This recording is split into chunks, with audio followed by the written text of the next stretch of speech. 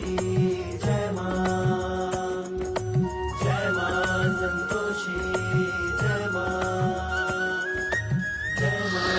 संतोषी, जय मां।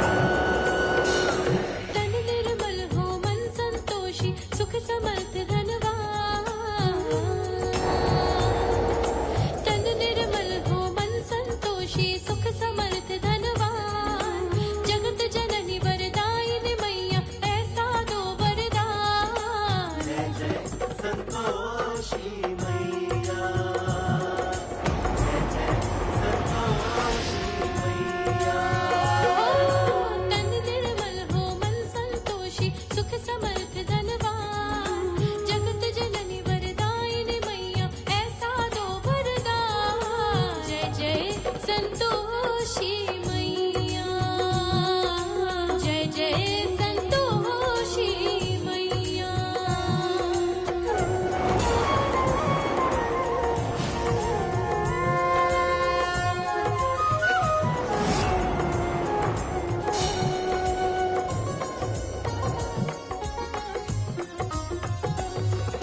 शुक्रवार को व्रत पूजन कर जो भी माँ को चाहती है, गुड़ और चने चढ़ाती है। पांचन को संतान मिले, सब रोग मुक्त हो जाते हैं।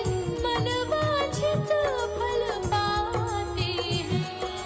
जय जय संतोषी मैया, संतोष देती मेरी संतोषी माँ। तू ही है जीवन मेरा, तू ही दुनिया।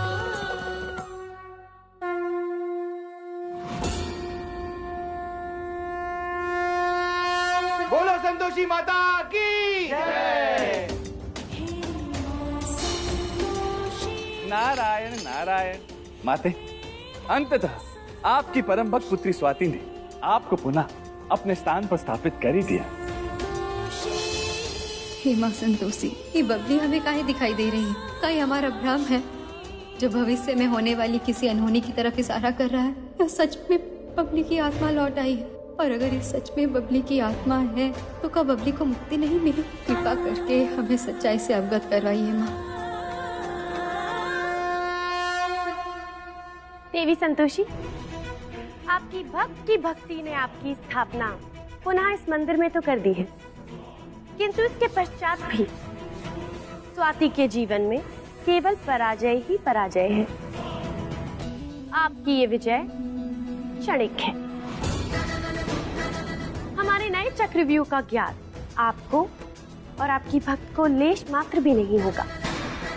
बबली के इस रहस्य को कोई समझ नहीं पाएगा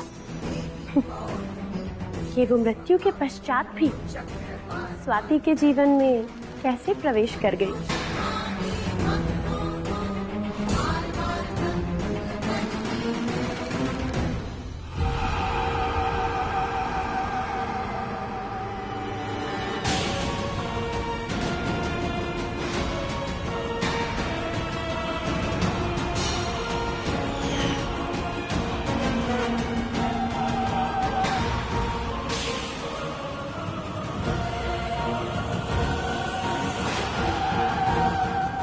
नारायण नारायण। माते, देवी पौलमी का अहंकार उनके सर चढ़कर बोल रहा है। उन्होंने प्रत्यक्ष रूप से स्वयं आपको ललकारा है माते, आपको। वो देवी पौलमी है, एक असुर पुत्री। ये आपको सदा ज्ञात रहे देवऋषि कि देवराज इंद्र की पत्नी होने के उपरांत भी उनकी असुरी प्रवृत्ति ने उन्हें लेश मात्र भी दैवीय गुण अपनाने नहीं दिए। क्षमा चाहते हैं माते, किंतु इसका अभिप्राय कदाचित ये है कि देवी पौलमी कभी भी किसी को कुछ भी कह सकती है। देवऋषि, हर तथ्य के दो दृष्टिकोण होते हैं, आशावादी एवं निराशावादी। इसका आशावादी दृष्टिकोण ये है कि महादेव द्वारा ली गई परीक्षा के समय देवी पौलमी में संतोष एवं सकारात्मक ऊर्जा की उत्पत्ति हुई। वो अब छिपकर आघात नहीं कर रही जैसा आप पहले किया करती थी, अपितु सामने से चुनौती दे रही है। क्षमा चाहते हैं माते, किंतु देवी पौलमी मात्र आपको चुनौती नहीं दे रही है, किंतु आपके विरुद्ध षड्यंत्र रच रही है माते। और इसी कारण वो बबली को पुनः वापस ले आई हैं। गुरुदेव, आपकी आज्ञा का संपूर्ण रूप से अनुसरण किया है हमने, जिसके फलस्वरूप देवी संतोषी को पूनम की रात्रि धरतीलोक पर पदार्पण करना होगा, जहाँ से वह स्वयं को निष्कासित करके चली गई थी। किंतु देवी पालोमी, बबली हमारा सबसे बड़ा अस्त्र है, हम उसे ऐसे ही व्यर्थ। गुरुदेव, आप चिंता ना कीजिए, बबली नामक अस्त्र को हम व्यर्थ नहीं होने देंगे। बबली के मृत शरीर को सुरक्षित आप तक पहुंचाकर हमने बिना बबली के उसकी चिता को देवेश से अग्नि इसलिए दिलवाई थी ताकि उचित समय आने पर हम उसका उपयोग करेंगे। आप निश्चिंत रहिए, हम आपके परिश्रम को व्यर्थ नहीं होने देंगे।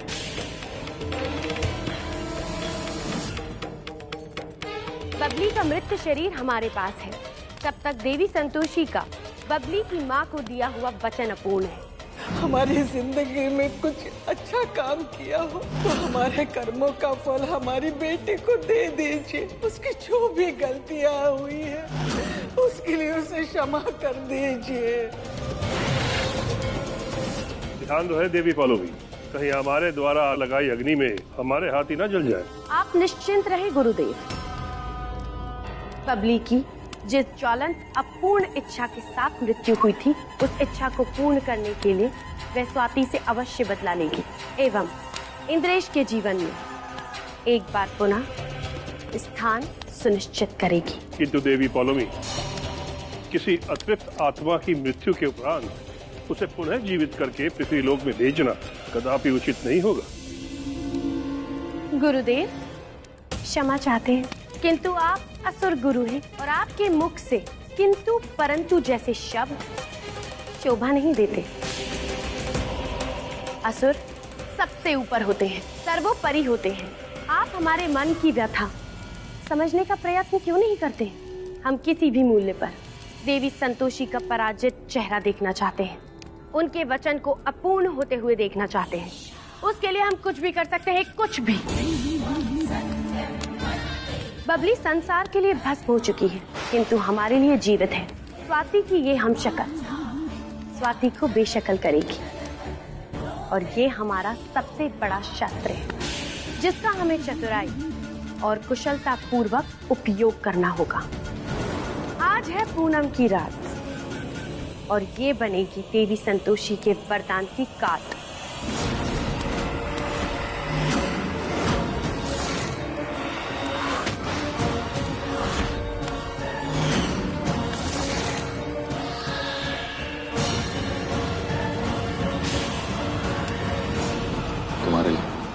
हमारा प्यार, हमारी मोहब्बत, सब कुछ तुम हो। इंद्रेश सिर्फ और सिर्फ हमारा है। उसने हमारे इंद्रेश को हमसे छीना, हम अब उसकी सांसें छीन लेंगे। जिससे हमें प्यार हुआ, बदकिस्मती से तुम्हारे पति निकले, पर अब तुम्हें खत्म कर देंगे हम, क्योंकि अपने प्यार को पाने के लिए हम किसी भी हद तक जा सकते हैं। तुम्हारी जिंदगी ले लेंगे हम स्वाति। उत्तम, अति उत्तम। हमारा शस्त्र प्रहार करने के लिए तैयार है। इंद्रेश को पाने के लिए ये यथासंभव प्रयत्न करेगी। अपने मिलन की मार्ग में आती बाधाओं को हटाते हुए ये अपनी कहानी वहीं से आरंभ करेगी जहां से उसका अंत हुआ था। उसको इंद्रेश के साथ पूर्णिमा की रात्रि को विवाह करना पड़ेगा, अर्थात इंद्रेश से अपनी मांग में सिंदूर डलवाना होगा। बिल्कुल ऐसे ही होगा गुरुदेव। इंद्रेश पर सिर्फ हमारा हक है, उसे हमसे कोई जुदा नहीं कर सकता। अगर इस बार भी स्वाति ने हमसे उसको छीनने की कोशिश की तो हम उसे जान से मार डालेंगे। बिल्कुल बबली, हम भी यही चाहते हैं कि तुम स्वाति को जीवित ना छोड़ो। ना रहेगा बांस, ना बजेगी बांसुरी।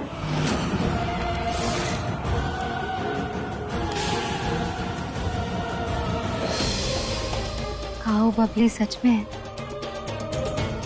कोई बबली अबली नहीं। तुम बिना स्वाति जो लोग जिंदगी से जा चुके हैं उनकी बातें लेकर बैठे हो। तुम खुद ही सोचो, काया में सुंदर रिजॉर्ट में कहा है हमको वो अंकल जी मिले, कहा है हमारी गाड़ी चोरी हुई, कहा है संतोषी माँ यहाँ स्थापित हुई, काहे? कहा है कि वो खुद चाहती है कि तुम सारी मुसीबतों से मुक्त होकर जब तक यहाँ हो हर पल का आनंद ले सको। कैसे आनंद उठाएं इंद्रेश? हमेशा हमारे दिमाग में डीएनए रिपोर्ट्स और हमारे घर वाले ही घूमते रहते हैं। स्वाति, जो जब होगा तब होगा, अब इन बातों को छोड़ो। तुम बस जब तक हम यहाँ हैं सिर्फ और सिर्फ एंजॉय करोगे और अपने बच्चे का ध्यान रखोगे। फिर कहा है कि अब तो मौका भी है और दस्तूर भी। पर इंद्रेश, जब तक हमारी सारी दुविधाएं दूर नहीं हो जाती, ना तो हमें तुम्हारा कोई मौका दिखाई देगा और ना ही दस्तूर। ठीक है, हमसे ज्यादा जरूरी तुम्हारे लिए तुम्हारे झमेले। अब ऐसा काहे बोल रहे हो?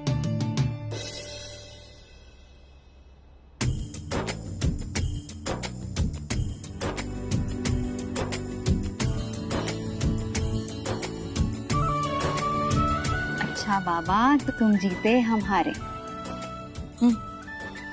सॉरी। अब जैसा तुम कहोगे हम वैसा ही करेंगे और ऐसी कोई बात नहीं करेंगे जिससे आपको बुरा लगे। पक्का? पक्का। चलो अब बताओ। क्या? वही तुम्हारा मौका और दस्तूर। अच्छा, वो तुम कह रहे थे कि मौका इसलिए कि हमारी गाड़ी चोरी हो गई और जब तक मिल नहीं जाती हम यहाँ इसी खूबसूरत रिजॉर्ट में रहने वाले हैं, तो वो भी सिर्फ हम दोनों, दुनिया से अलग है।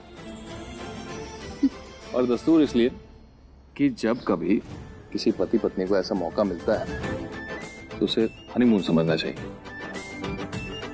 तो फिर तुम भी इसे अपना हनीमून ही समझो। तो फिर डील डन। जब तक यहाँ है एक एक पल का आनंद लेंगे, फिर चाहे ये सुंदर पार्क हो, फ्रेश हवा, या फिर ये ठंडा ठंडा स्विमिंग पूल। चल।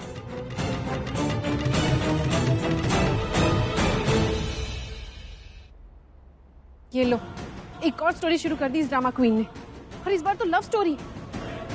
Honeymoon my foot. क्या साड़ी पहनकर ही डाइव करेगी स्विमिंग पूल में, और इसका हस्बैंड जीन्स शर्ट में। You, I can't imagine. Madam, वो इंस्पेक्टर साहब बोल रहे हैं कि उनकी कार अभी तक नहीं मिली है, कुछ दिन और लगेगा। कुछ दिन और? मैं तो इन लोगों को एक घंटे भी नहीं टॉलरेट कर पा रही हूँ। What to do? सुनो, इन लोगों को मुझसे और इस स्विमिंग पूल से तो दूर ही रखना। जैसे डाउन मार्केट मिडिल क्लास लोग मेरे इस अप मार्केट रिजॉर्ट की रेपुटेशन खराब करते हुए नहीं दिखने चाहिए, समझे तुम? Okay ma'am.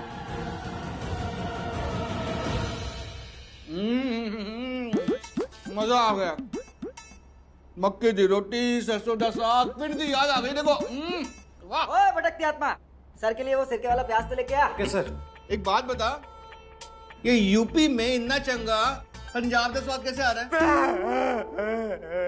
हमारी जो कुक है वो पंजाब से है सर, सरदार जी है वो सर। ओए जूम इन करके बोल। अभी मैंने उस कुक की आवाज सुनी है किचन में, वो तो भोजपुरी में बात कर रहा था। अरे सुनिए तो देख भी लेता। सर वो सरदार जी है जो भोजपुरी बोलते हैं सर। सच्ची? मुच्ची सर। ओए यही तो हमारे वतन की खासियत है, इतने लोग, इतनी बोलियां, पर सब एक दूसरे में रंग जाते हैं। क्या पंजाब, क्या यूपी। ओए सुनो, यूपी से याद आया। ओए खोते हो, मेरे मुंह में घुसोगे क्या? हटो। ये जो तुम्हारे पंजाबी मालिक की यूपी वाली पुत्तर है ना, कौन है? वो जो मूर्ति बना रही थी, पूजा कर रही थी सर। ओए जूम इन करके बोल। वो रूम नंबर 307 वाली मिस्टर इंद्रेश सिंह की वाइफ, माता की भक्त, सर की भतीजी। क्या बात है मेरे खोटे सिक्के, पहली बार सही जूम इन किया है तूने, शाबाश। वो जो स्वाति पुत्र है ना, उसमें मुझे तुम्हारी मालकिन याद आती है। बिल्कुल वैसी ही संस्कारी, वैसे अच्छे विचार। बेटी हो ना तो वैसी हो, बिल्कुल वैसी ही जैसे मैं अपने समीक्षा को बनाना चाहता था। पर वो ऐसे कब बनेगी? बनेगी, जल्दी बनेगी, मैं बनाऊंगा, देखना। बहुत जल्दी एक दिन समीक्षा को अपनी संस्कृति और सभ्यता से प्यार हो जाएगा। और खोदते हो वो मेरा काम है, तुम लोगों का जो काम है ना वो करो, जाओ उनकी खातिरदारी करो। Yes sir. और सुनो, एक काम करो, उनको ना कोई गिफ्ट दे दो। वो मैं लंदन से पैकेट लाया हूँ ना, तो दे दो, अच्छा लगेगा उन्हें। हाँ यस सर।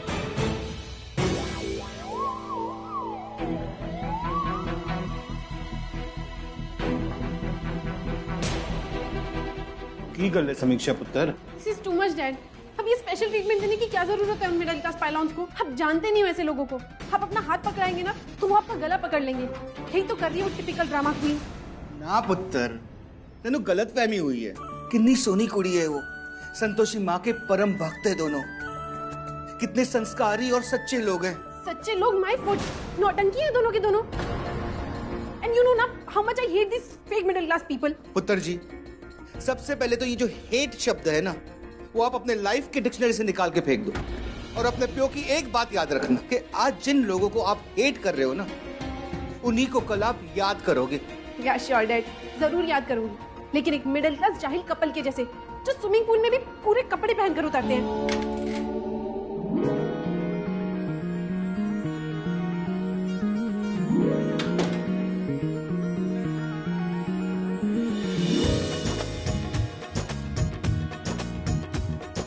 हाथों में चूड़ियां, बैंगल्स, गले में मंगलसूत्र, माथे में सिंदूर एंड व्हाट नॉट। ये सब कुछ पहनकर सजाकर दिखावा करने के लिए वैसे ही स्विमिंग पूल में जाना जरूरी है। क्या पहना है क्या नहीं पहना है ये इम्पोर्टेंट नहीं है बेटा जी। इम्पोर्टेंट ये है कि आप जिंदगी का बिना दिखावे के कितना मजा ले रहे हो।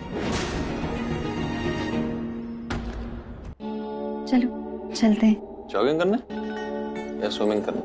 हमने कब कहाँ जॉगिंग करने जा रहे हैं? स्विमिंग के लिए पहने हमने ये कपड़े। स्विमिंग पूल में ऐसे कपड़े पहन कर जाते हैं? तो फिर कौन से कपड़े पहनते हैं? ऐसे। इंद्रेश, पता नहीं कैसे पहनती है ये लड़कियां ऐसे कपड़े। हम तो ये सब बाथरूम में भी ना पहने। क्या खराबी है इनमें? देखो। अरे रिकॉर्डिंग सर। 22। हाँ ठीक है, बताइए। सर बताना नहीं, देना है। ये सारे गिफ्ट्स आपके लिए और आपकी लवली वाइफ के लिए मिस्टर धीरज चड्ढा सर की तरफ से। काय किस लिए?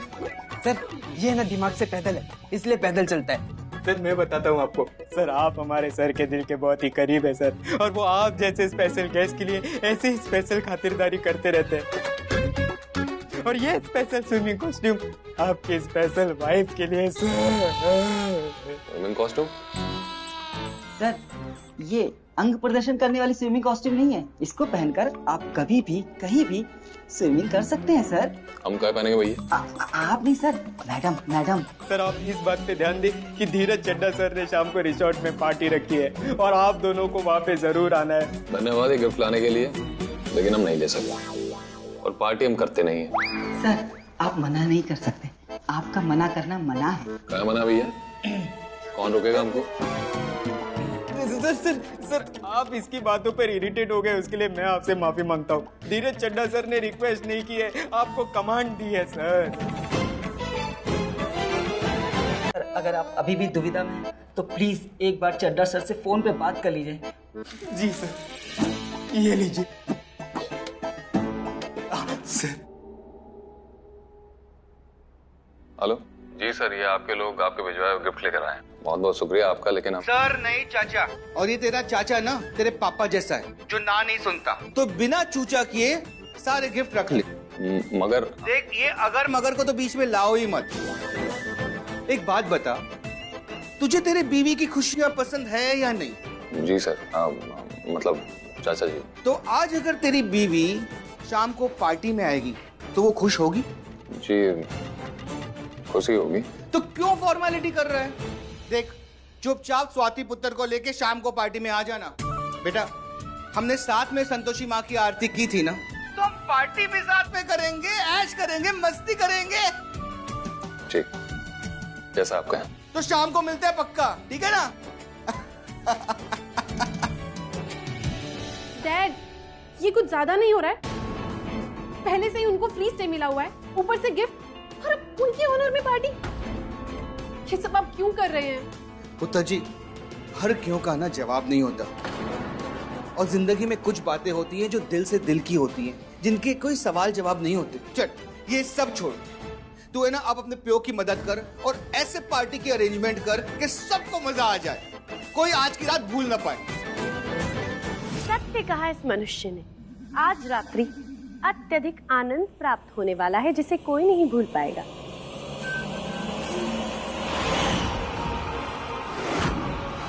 तैयार हो जाओ बबली, आज पूनम की रात है। आज की रात तुम्हें वो प्राप्त होने वाला है जिसके लिए तुम वापस लौट कर आई हो।